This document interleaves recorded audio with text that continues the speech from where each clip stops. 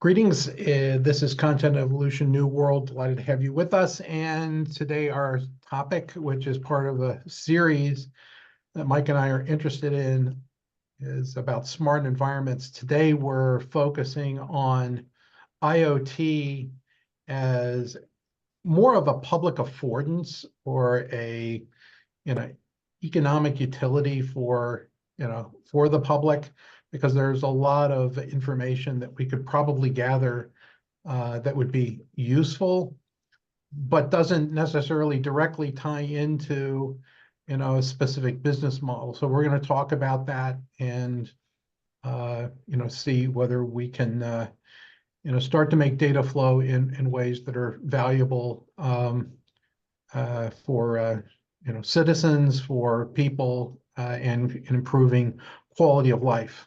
Mike, delighted.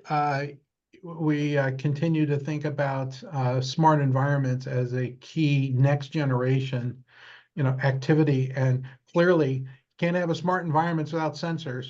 So let's. Oh yeah, and I think it's increasingly to me when I walk around the world, so to speak, particularly our younger demographics, I think, increasingly are expecting these kinds of smart environments, because I think in many cases it's interesting to see how we've acclimatized and expect now Wi-Fi connectivity, right? Particularly, we want Wi-Fi, where more and more of us get concerned about having some public Wi-Fi access. In many cases, why? Because there are dead spots in the towns we live in, right? In our downtown, and where I live in the Bay Area in Redwood City, there are spots where it's really dead. So if you're downtown and trying to get a Uber home, or call your wife to pick you up, as I've had to do recently, the only way you can do it is if you go in front of the public library, because they've got Wi-Fi and I can go in there. And so I think when you talk about public affordances, right, so much of what we've talked about with IoT are about how a manufacturing facility can be optimized using those sensors. You and I have often talked about that world where I can now be authenticated as I walk through the world outside of my home or my office, be identified, and then be able to do some sort of transaction or communication. And as I said, I just noticed that recently that, you can see people in my town congregating or as they pass through in front of the public library. Sure. And you saw it during COVID, that, once we moved classrooms online as opposed to in person, that for those homes that did not have Wi-Fi, you'd see kids in cars around McDonald's or around other, places that had, a Wi-Fi point of presence, and, libraries, clearly. I know that a lot of airports, offer, that free connectivity, although I don't know how you would get near any airport without paying a big parking fee. So I don't think that's a good. That works against the model. That concept, I think. Go ahead, Doug. Yeah, and the other you thing probably you have a perspective. Yeah, the concern I have a public Wi-Fi is security, right? Sure. Is that you open up yourself to security issues. Absolutely, but as you know, Doug, for a lot of our folks in our communities, that's the only access they have to the internet, right? I mean, particularly given if they're their home or their residence is in a dead spot as far as cell coverage goes. Right. And I know these are kind of edge cases, but I think, I was thinking, Kevin, as we were talking through this, and I agree, Doug, and I think this is actually, when you said that, I was reacting to the idea that this may be a case, whether it's a business or a county government, to enable that affordance, as Kevin says, that enabling that capability, which now, as we all know, web access, internet access, in some countries, I think globally, it's considered a human right, or people are moving in that direction. But as we see more and more of our interchange, our commerce lives being dedicated to that, this may be a thing where, we need to see perhaps, city, state, federal governments provide some sort of coverage, right? For not, I don't mean Wi-Fi coverage. I mean, if I am a business and I provide that capability, sure, it's a nice customer experience thing, but I should also be perhaps compensated or incented by state and local governments to provide that access. And to your point, to do what you can as possible to secure it for folks. Yeah. Um, So, from a go ahead. broadband perspective, there's, the US government allocated $56 billion to provide broadband to rural areas, the poor areas.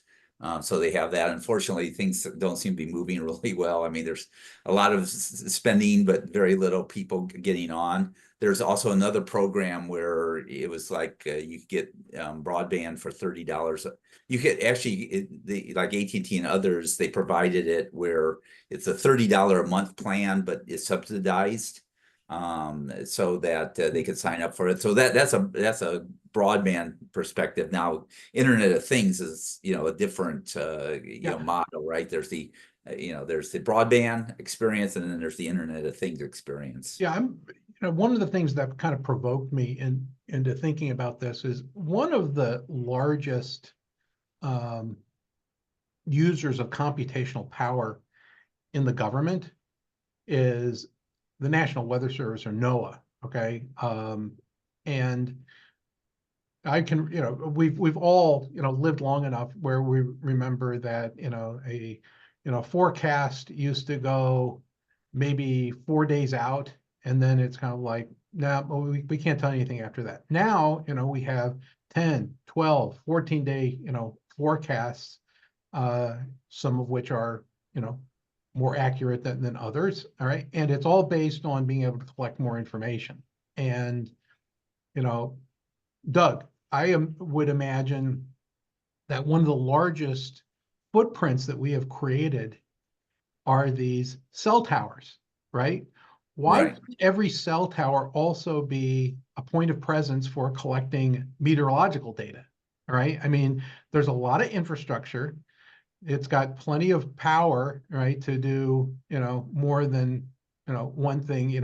It just seems, and it's kind of up at a, it's up in the air in a way that, you're going to be able to probably get a more accurate reading of wind and those kinds of things than you would normally get, on ground stations. So I just imagine that some of the things that we have created for private purposes could also be carriers for, some of these, public, information gatherings, of goods that could be, make our weather forecasts more accurate in general and micro accurate, relative to, you know, um, events. There are micrometeorologists, who specialize in, can you have this particular event on this particular day in advance, right? Because they can kind of understand, that level of accuracy. They can provide that as a service. It seems to me that there's something there, and that's only one typology of data. So Yeah. Mhm. Yeah, I think it would be great. About 5 years ago, I had someone from Verizon show up here where my home is, my home office, and I have a vantage point that goes from Camp Pendleton all the way to the ocean.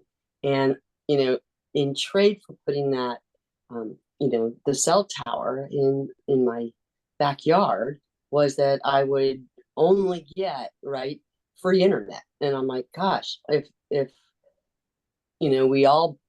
we participated in regional cell towers, I think, and they based it on a telecom model, right, where we would get paid per data usage, would be a real strong incentive to give everybody internet coverage, or Yeah. mobile hotspots, secured mobile hotspots. Yeah, I think there's like 36 billion Wi-Fi devices out there, and like over 1 billion Wi-Fi access points.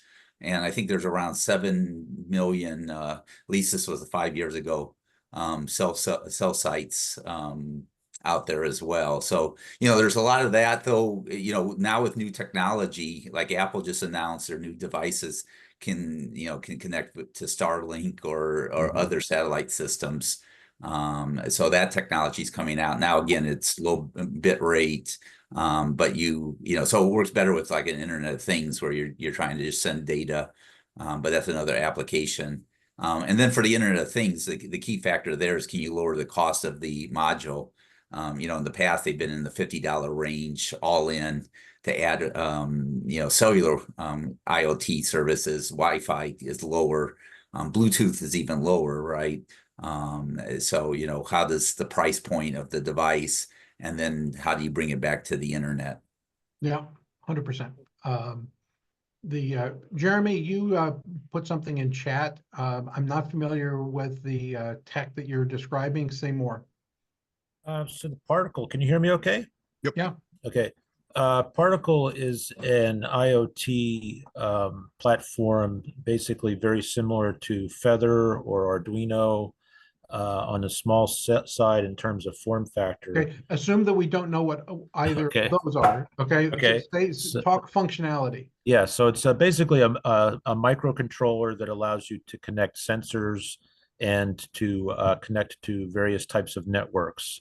And they Right. do have devices that are Bluetooth capable, Wi-Fi, as well as Mhm. cellular. They're doing a couple different multi-band and cellular radio types built into this very, very small footprint. So it's being used for, a lot of times it's being used for HVAC monitoring, vehicle monitoring, emissions monitoring. But so there's use cases across different industries. And I was just thinking it might be an interesting kind of something to explore as we talk about this topic in general. Yeah, well, absolutely. And I would say that IoT and, going back to smart environments, is that very specific environments, healthcare, warehousing and distribution, things of that nature, potentially have more of this embedded because it has specific economic utility to improving the functionality of that space, or so on and so forth. Out in, public settings, the only thing that people see are, potentially places like London, where, oh, there are cameras every place. Well, you don't have to have, that kind of visual observation to be able to collect data, right? So, I just want to, open the aperture here. Jeremy, what you're describing sounds interesting. And if the, getting it up to scale and lowering the price is on the back of private use cases that can eventually then become available, in public settings, nothing but good. I have a question for Jeremy. Go, Mark. Jeremy, so could kids use this? Could kids use Particle? How much would it cost them? And can you give me some thoughts on what a kid who had Particle and was smart and wanted to do, what could they do with it? I could give an example of something I've done. So I got a couple boards. I bought a couple boards, then I won a couple boards in some giveaways. And I created a very, very, very simple mesh network within my house to give me an indication when somebody walks by, just like a mini security thing, just to play around with. It does connect to my Wi-Fi, but it first builds an internal mesh network that's completely separate from my Wi-Fi. Mhm. And then when somebody walks past a sensor, it sends a message up to the cloud, which goes into their application, and then sends it back down to another device on the other side of the room that lights up and gives me, I could have it give me a number of which sensor was tripped or what color. It'll give me a color display. So if you go past one sensor, it's blue. You go past another sensor, it's red. So, I mean, I did that in my spare time. A kid that has that interest in microcontrollers and has done anything with Arduino or Raspberry Pi could easily do that as well. Thank you. They should, not only could, but should. Should, yes. It's an excellent way to, my purpose in doing it was to learn about mesh networking, just for my own knowledge. I had done some other stuff with Arduino, and Arduino-like platforms, but Particle was specific in terms of mesh networking. So that's how I got into it. So as a chef, I've, trained but don't practice other than just for myself and my wife, right? But it makes the day more delicious, is we should be publishing recipes. You don't have to, it doesn't have to be any harder than, hey, I got a recipe for how to use this particle or this, Raspberry Pi, right, kind of thing, so that I remember that's what used to be intriguing about magazines like Popular Science and Popular Mechanics, right? Is that they were actually showing you things that you could make at home, right? You know, you have access to a hardware store, you could make this, okay? And there it is. Ben is holding up something. What did you make, Ben? This is a Raspberry Pi. I've got Arduinos and particles as well. Students are always doing projects with these. By the way, Mark, this the board for this Raspberry Pi costs $35. Right. And the case costs $50, a lucite case. So the case costs more than the board itself. And the accessories are always where the margin is. And I'm wondering, I've been following this a little bit from a distance, and the when is this going to be miniaturized to the point of micro, so that you just have the only thing that is big are the connections, and the and why can't we make it as costing $1?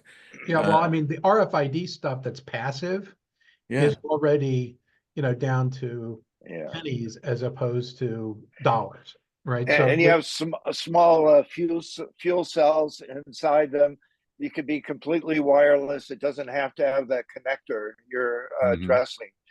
They're eminently placeable. So the price point's not there, of course, but the nice thing about these Arduinos and Raspberry Pis and particles is they're eminently accessible right now for kit activities. Kids don't like to play with micro. Kids build with hand-sized stuff. I have an oscilloscope, Ben, that looks just like your model. It came, in the mail, screwed together. It's just sandwiched between two pieces of Plex. It's got a display, all right, and I can connect it to my musical instruments, to give me a, wave pattern. And it cost, $17. I put in some comments in the comment stream, in the chat stream. I want to make sure we approach the thing thinking not from a bottom-up standpoint, what little toys can we stitch together, but from an architecture and first principles. Well, I want to look at this from a public goods point of view. Well, let me finish, because you're not talking public goods when you say grab a tower, cell phone tower, and stick something on it. What we want to say is the principle should be a utility, a public utility that offers a forum of heterogeneous devices, heterogeneous collectors, heterogeneous routers, intelligent routers that will classify rights and protect rights and identity of the devices themselves. So start from that standpoint. Now, rather than trying to build up from cobbling together the 20th century artifacts that we have.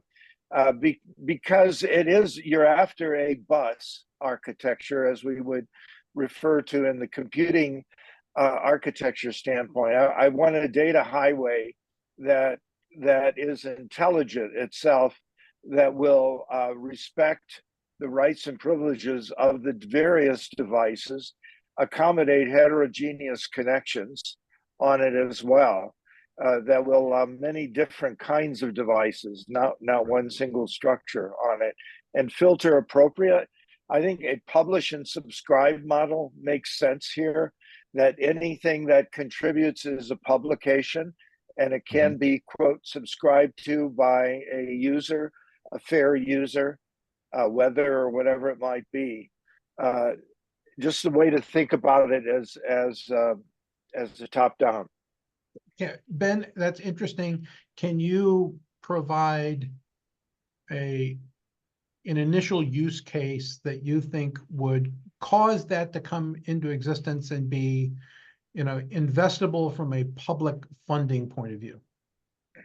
Well, public funding point of view, of course, from a standpoint of traffic, any aberrant concerns in a neighborhood can be a part of that. So your smart city structure is going to, by necessity, incorporate this kind of artifact in its necessary weather, unsafe conditions in a certain area.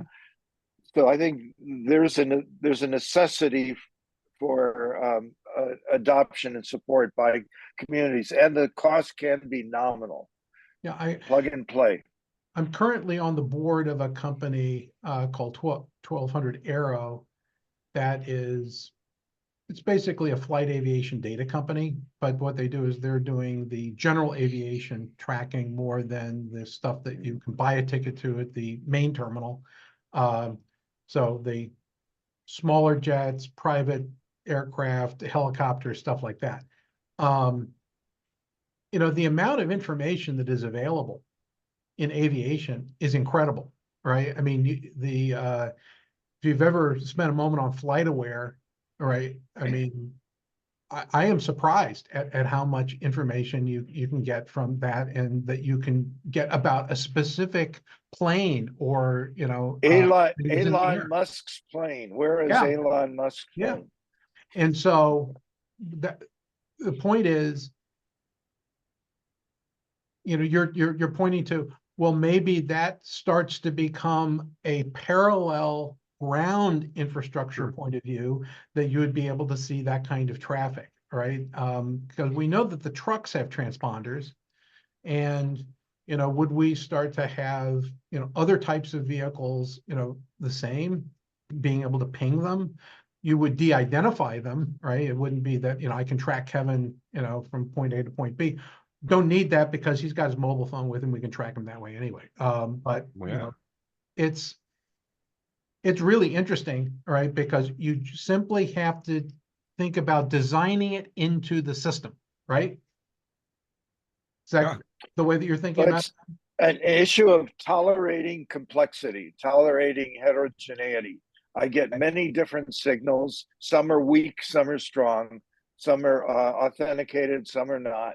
But I'm able to adjust my interpretation based on the sensor source. Yeah, that's signal detection theory, right? Right. Well, it's going to be contextual in terms of what rights and privileges. I don't want my sensors to be read by the damn Weather Channel or something like that.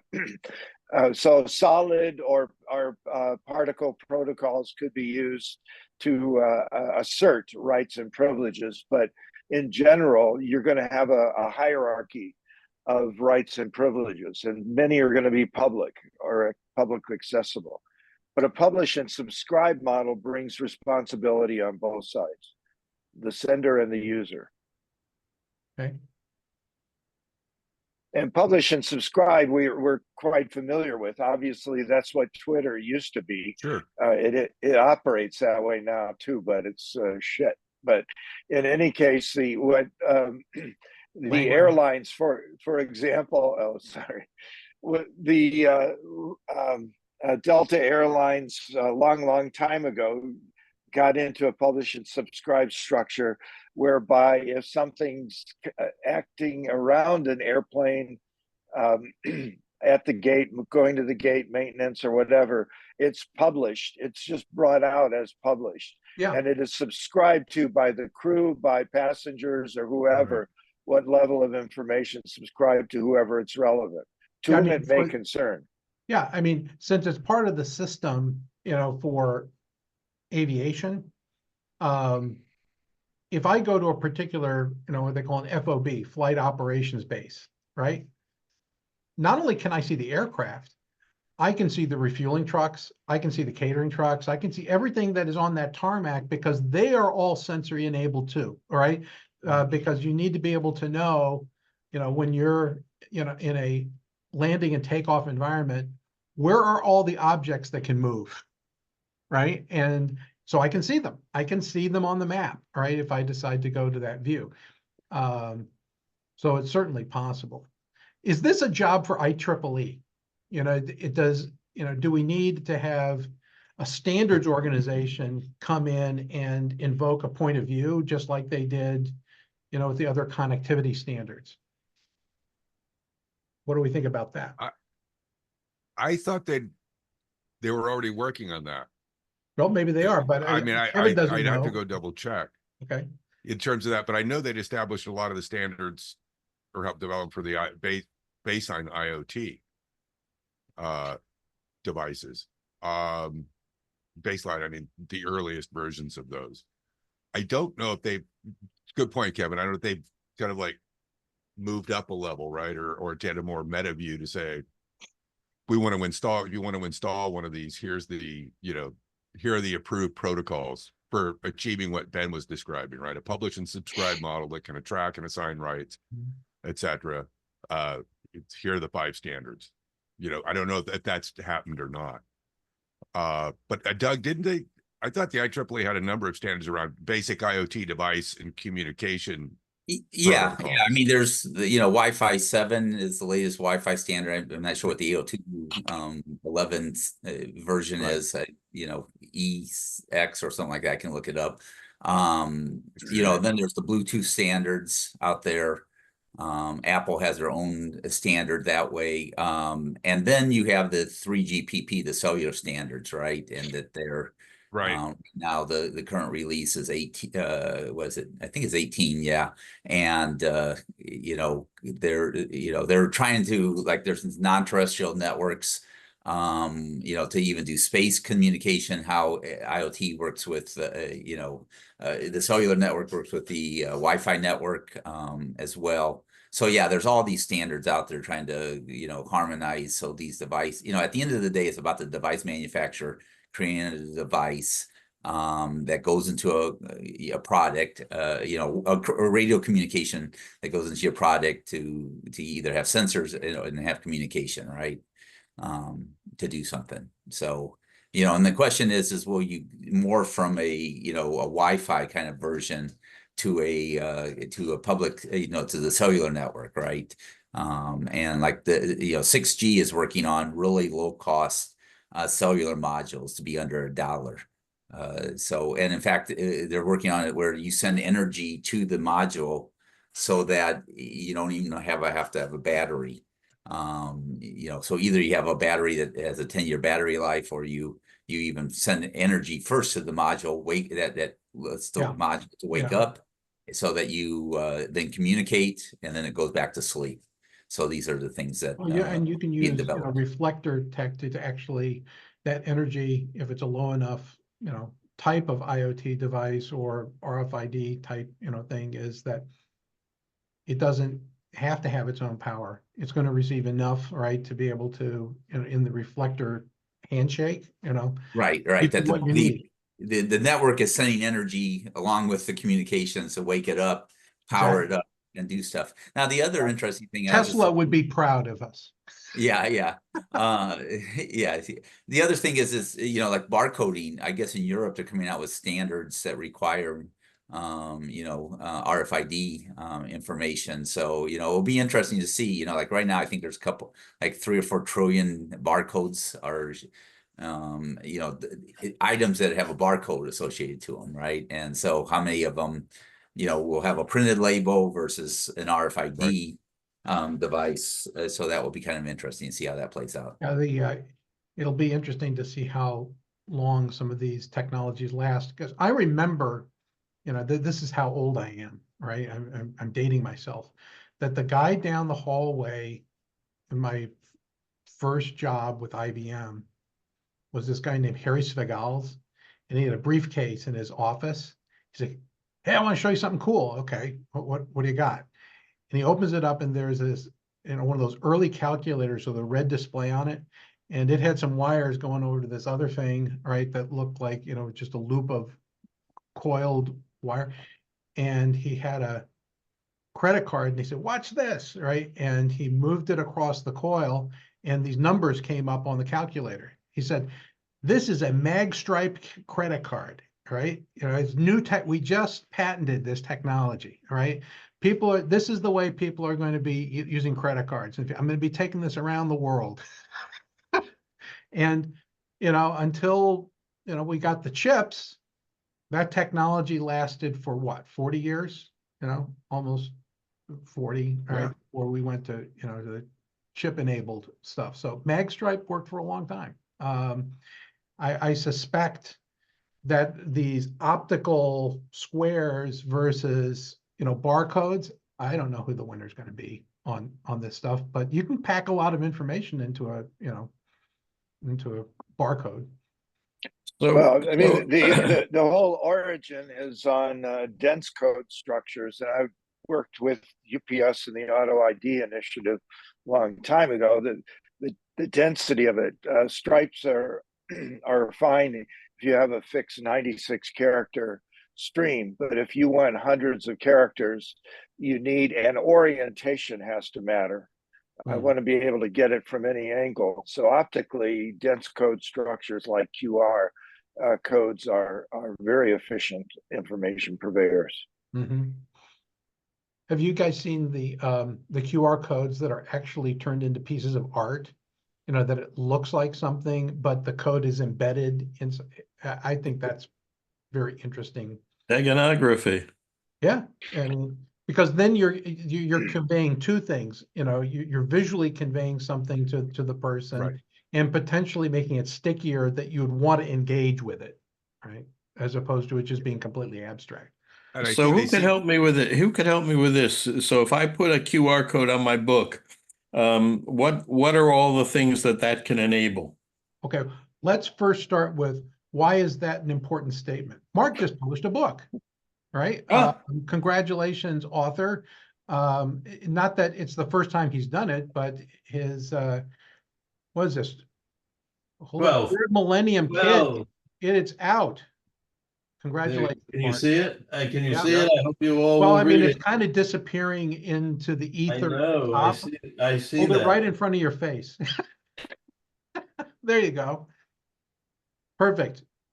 We're looking It's for. a great book. I hope you will all Read it and review it. And thank you for promoting it, Kevin. Okay. So now back to the question. All right, the most recent book, you'd like to create a code for it.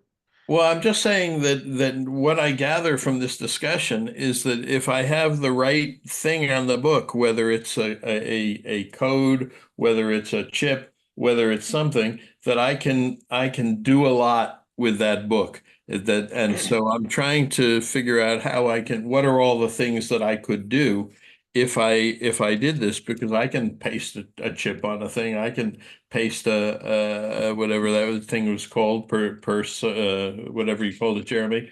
You know, if it's small enough, and will that tell me things like potentially, have you read it? How many pages have you gone through? What do you want to do? Give me the review now. What do you like? You know, I could interact with the person reading that book through a chip on the book. That would be very interesting. Well, you could do that, but you know, some people like Grant McCracken, who's on the Content Evolution board, who's a cultural anthropologist. Yeah. A few times when he published, he created communities around the books. So he said, if you're interested in the topic, if you like this, then we should engage with each other, right? Right. And you should not only engage with me as the author, but you should engage with each other, right? That we should be creating collective energy. It would seem to me that given the topic and what you're trying to bring into the world, Mark, you would be well advised to think about how do you do that? Yep. Yep. Right? Yep. So because I think you not only want readers, you want people to engage and act. Absolutely. And so the only way now is to point people to kind of a website, but we're trying to figure out, I'm always open to new ideas to how to do that. So just a couple things, because this has been a top of mind lately, because I've been making some marketing materials. So, I include the typical barcode for people to get to my website very quickly from my one sheets. And then I also include barcodes to specific projects so that people can go directly to them without having to type a lot in. But more recently, at a conference I attended last week, there was a speaker that near the beginning of his talk, he actually had a QR code on the screen that linked out to a survey tool. And Yeah. I'll have to look, I don't know if folks have used that before, but then he was able to ask questions, and in real time, people were able to give answers so that he could use those answers. And he actually had, the application gave him little graphs and stuff that said, okay, well, this is what people said about this. And he had some word clouds that developed from the input that the audience gave. So I thought that was really nice, really engaging for the audience. So here's a generational thing.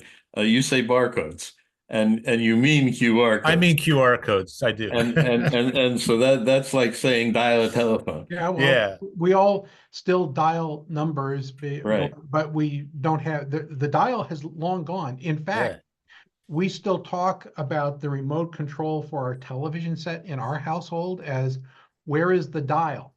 Why do I say that? Is the first cable company that we had, there was a physical wire to the television and there were letters. It was channel A, B, C, D, E, and you were turning the thing to a little pointer at the top, and that's how you selected the channels, all right? So, you know, we still call the remote control here a dial, and that confuses people. What in the hell are you talking Which about? are called skewmorphisms, as the you retain the old words as the technology I know. moves. I'm just saying it's like, I used to call the railroad crossing, you know, traffic control things, ding dong go downs, all right, as a kid.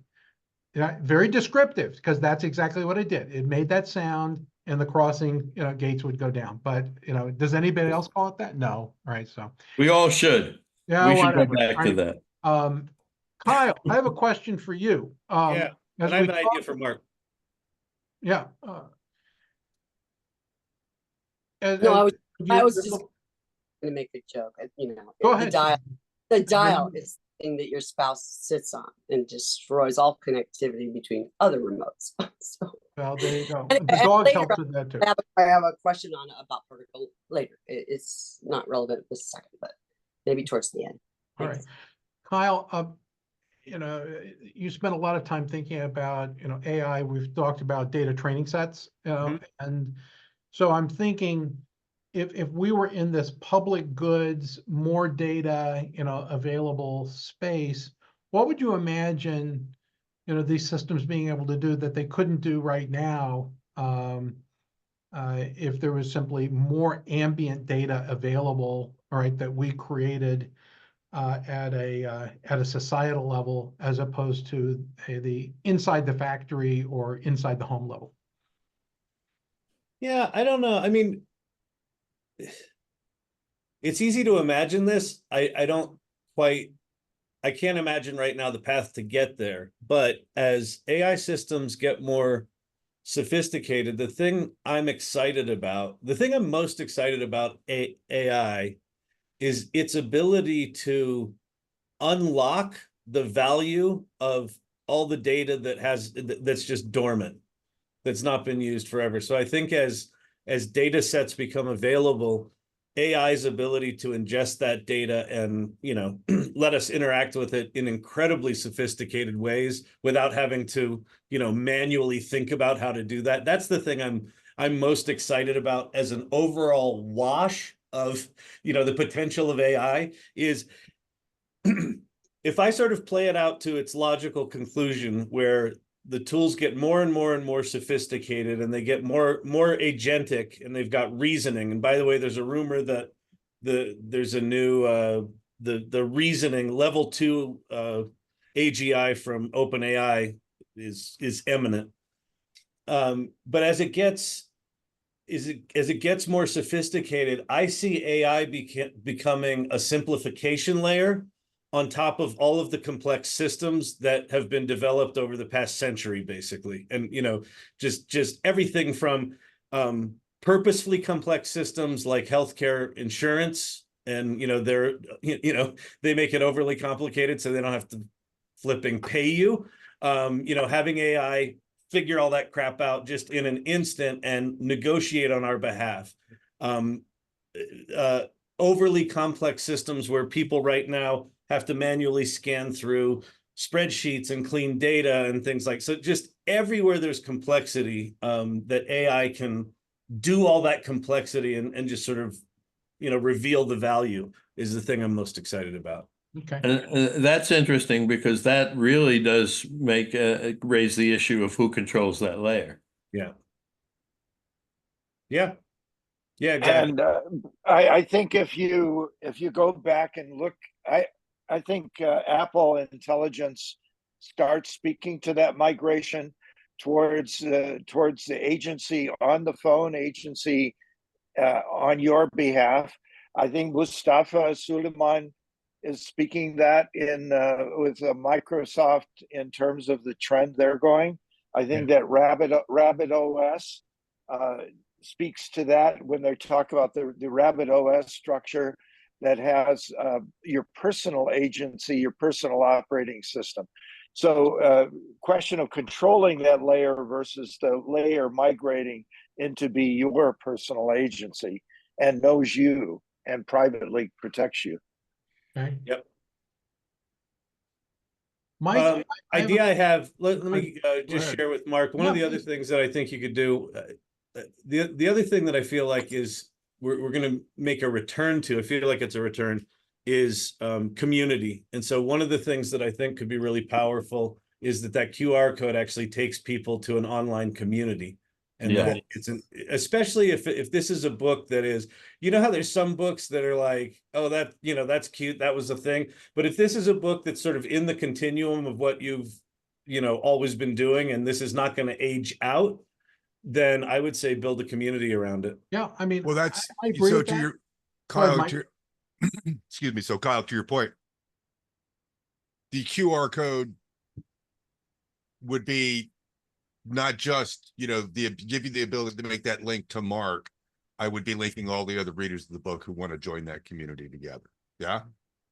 And I think, Mark, you'd also still be able to do some of the stuff, but I think that, that ability, I don't know if you could do a QR code would enable you to, which is what I thought you were going earlier when we were discussing it, Mark, was, updating a chapter or something like that, or adding, something to the work. That wasn't what you were describing you wanted to do, was it, Mark? Well, I'm looking for things like that. But I think Kyle's point, about that being the QR code being like, the physical representation signal that says you want to connect with, like-minded readers of this community Mark's created, go here. I think the more of the use case I was describing is something you'd have to go back to, your publisher to say, how are we going to enable this, or can we enable Fortunately, this? I'm my publisher. You're your own publisher. I'm my own publisher, or Amazon is, but Well, I mean, I don't know about how Amazon yeah. is enabling that with self-publishing, that ability to say, oh, had a great interview with so-and-so 6 months after the book, I can add it in, as opposed to having to submit again the whole manuscript. But Not Kyle, yet. as you were describing, Kyle, one of the things we were started with this whole, at the beginning of the call, the public benefits, right, of IoT and kind of smart environments. And it's finally struck me as like, if I had a QR code, right, that was assigned or I developed, it would be, new family moves into the neighborhood. Hey guys, scan this with your QR code and you'll be added to the link that says, we're now, connecting our little community of our neighborhood, right? That's perhaps my own personal use case, but we've had a number of new people buy houses in the neighborhood. So everybody in the neighborhood's doing that awkward, hey, who are you? Thing. And that ability, and I was thinking that sounds like maybe that may be part of a recipe, Kevin. Yeah. Right. If we're talking about this notion of a thing, this is like, let's start with the simple use case of the public benefits of making sure everybody in the community in a neighborhood is connected. I agree. Go ahead, Kevin. I'll talk after you. Ben put, because I was about to go in the same direction that Ben was, that there's the next door or, stuff. And, I was briefly a member of that, and, that's turned out to be, complaint central, right? Oh, yeah. So Yeah. it's like, But I have no interest in, hearing about other people, gripe on demand, right? And I just said, well, Oh, that no, had the potential to become, hey, look at this new store that opened and it has delicious, whatever. But No, it it's, went decidedly negative, and I just said, not interested, right? I think that's part and parcel of the development platform they use to build that, and the business model, which is what goes viral quicker, not just funny stuff. It's those kids over in that neighborhood, get off my lawn, or the dog walker that doesn't pick up their dog's leave. I agree with you. I'm talking about something even simpler, right? Which is just that ability to connect folks in the air, but stuff for things like emergencies, things like No, I that. got Hey, it, but I mean, who's watching if so and somebody so? would reinvent, that and put in the ground rules that, what we want is that we want you to help each other, right? Yeah. Hey, I just had a really good roofer, right? I had great outcome, that would be. Angie did well with that. But here's an interesting thing that I've been thinking about is that community, what the word community has now two very different meanings, which is there's the physical people who are near you, your neighbors community, and then there's a community of people could be anywhere in the world. We don't really have language to distinguish between those two. We need it. But what is interesting, what differentiates the second and third millennium, in my perspective, is that the communities are now worldwide. So I build a community around my book, and it has nothing to do with the people who live in Palo Alto. Well, I think it's how it gets delimited in the sentence, that it's, the community of like-minded people, right? Well, Yeah. that says it doesn't make any difference where you are physically, right? I have a tendency to use the word neighborhood more than I use the term community to describe physical proximity, to Yeah, I other. just heard that, and I agree that may be that. So we need that kind of I know. differentiation. Yeah, and I agree. And we need to be careful that when we use words that have multiple meanings, that we add just the requisite number of additional words to make sure that you understand the context that we intend. All right. And I think part of the way we can kind of create a more controlled environment is talking about what Ben was talking about earlier in terms of rights and responsibilities. I would only create this network with the QR code for this block, right? 11 whatever to 1200 whatever. That's it. It's only for that block of folks, which I would think would cut down on the yammering about or the ongoing complaints, etc. I think it's a simple thing, but it's still those sorts of breakdowns. We run into it a lot in our lives. With somebody moves in or we're trying to help a neighbor. It's like, has anybody seen Joe lately? Nobody knows how to get in contact, and I think. Let me just add one more layer before we end today. And I want to remind you that Mike and I put a special episode up talking about Google and the recent antitrust ruling. So if you didn't get a chance to listen to that, take a listen. We did have some conversation about that earlier in the week. Doug, population health. There's a lot of telemetry that is necessary to help manage the upside, the health before you have to do an intervention or go into the hospital. It seems to me that there's a lot of IoT upside if we were to get a lot of that in the hands of people in communities, however we define them.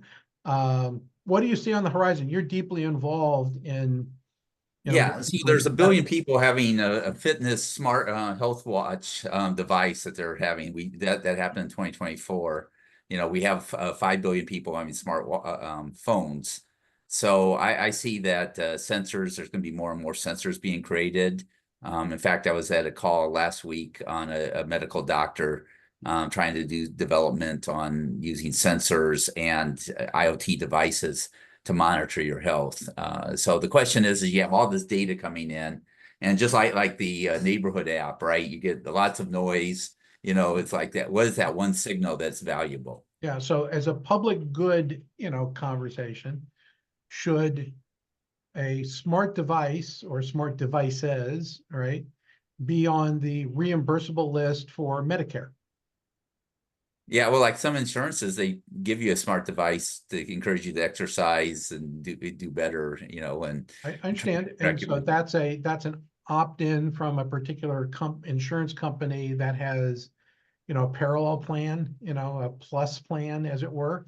Yeah. But what about the payer of, first, if we think that that's good, if we think that, like nursing, right, is providing a wellness environment versus Right. physicians are doing interventions, when you're beginning to break down in one way or the other, what can we do to encourage wellness? And it would seem to me that telemetry helps do that. Yeah, and that's what these studies are. People keep looking at that. In fact, if you're interested, they're looking for people to do studies if you're over 50 to get an Apple Watch to track yourself for 30 days, and they'll pay you $300 to do that. If you've been screwing up your body for 50 years before you get the device, it's too late. Okay, we need to. It's never too late. I'm just saying. I know that you can always, start to put yourself in a better position because, today is the first day of the rest of your life. However, those habits, healthy habits, it would be interesting to see whether we could provide the right kind of biofeedback. Mark, this is for your third millennium, your Yes. kids, all right, can they train themselves to have more endurance, right, as a person, as a system, right, that they can honor, what they've been given and do better with it. Yeah. It's Yeah. because I think Self-education is a new basic. 100%. Absolutely. Okay. We're coming up to the top of the hour. Let's just do a quick go around. Suzanne, you had a thought that was incubating. You want to share? Yeah, I looked on the website for the for this platform that was discussed today, and my question is it to start or have use cases available where you could build a business model from this? Maybe. Huh. I mean, That was I always look at the National Science Foundation as a place where, if you want to start to gather data about a business case that could potentially be good, that's being backed up, they have a whole scaffolding, right, to be able to do that. You do need a partner, right, with a not-for-profit, but they have a lot of different pathways into understanding whether it's a good idea or not, in my humble opinion. I happen to know one. Yeah, 100%. Jeremy, final thoughts as we wrap up today. Thanks for being with us. Yeah, I don't know if I have a final thought. I just really enjoyed the conversation and the different directions things go. And I think only by talking about these things and getting the ideas out there are we going to make progress. All right. So yeah, just enjoyed it. Thanks for that. Kyle? Nothing. I'm fascinating conversation. I came in late, so I missed the context, but I remain optimistic about, a simplification layer, making our lives better and letting us sort of operate at a higher plane. And that's the thing it's my North Star. All right. Well, we're headed there. We're still in the lower atmosphere though. Doug?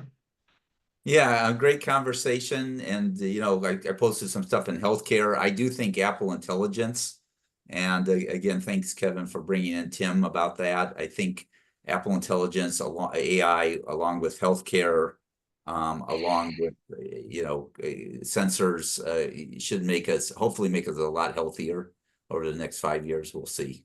Yeah, shout out to Tim. We always like having you with us, buddy. All right, missed you today.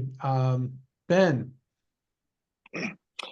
I think the the notion of migration of the agency and agentic workflows are an opening into that migration too, but working towards personal agency instead of a layer on top of the platform or an independent intelligence in the ecosystem.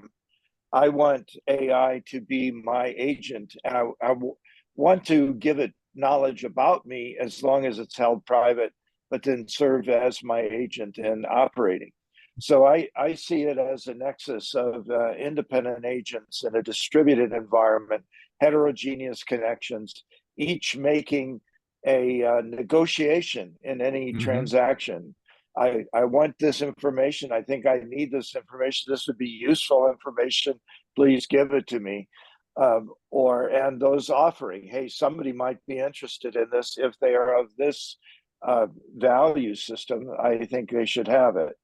And getting much less structured and formatted than in vivo intelligence being a part of the agency of entities. And that's not only people, agencies of systems as well. All right, very good. Other than that, I have no opinion. As usual, right? Mark, thanks for being with us. Congratulations on your book. Closing thoughts. I would, the word that Ben just said that struck me is migration. And everything is migrating. And so people are migrating, the idea of information is migrating, and we're going to live in a world where we're going to have to reestablish all sorts of norms because everything is migrating. Because the basic thing the basic answer that we give to what Ben just described, can I have this information, is no. Right. That's the standard answer. And so we're going to have to figure that stuff out. Thank you all for your suggestions. I really appreciate it. Okay. And Mike, bring us home. Well, thanks everybody for the great contributions. What a great discussion. Is that, and I think we're, at one of those phases in the evolution of society and technology, right, where things are finally, I think, starting to line up to get back to the earlier part of the conversation where Ben was describing. We start with the idea of, the IoT as public benefit. How can we create that? And with kind of, I think, Ben's description, we're so close, right? Because frankly, the hardware and software is all sitting there, right? I think to Mark's point, some of the mores and norms that we expect are going to have to change. And that's going to be hard to make. That's, as usual, that'll be the hardest thing to change, right? The technology will evolve with every good idea every engineer happens to have in his or her day. I think that notion of, can we get people to maybe not say hell yes, Mark, as you noted in your book, about monitoring and tracking, but rather principled or protected ways to share and engage information privately, anonymously, that benefit the larger, not just the household, but the community. We're so close. I just would hope that we can start influencing some of at the local level folks, because I think the regulators at the national level are a little busy right now or distracted with their own minutia. So I think if we start doing recipes that people can kind of deploy in a neighborhood, in a community, starts getting more, I think, interesting, because we're so close so I see a lot of positive, a lot of potential, a lot of fun, I think. Yeah, and not not a few potholes on the road, but they're always there. So Mike and I are looking forward to living in a smarter environment going forward, inside of a smarter city, and to coin a phrase, a smarter planet. All right. So with that said, ask better questions, be intentional, and we'll talk to you next week. Thanks. Hi. Thanks, Kevin. Bye, everybody.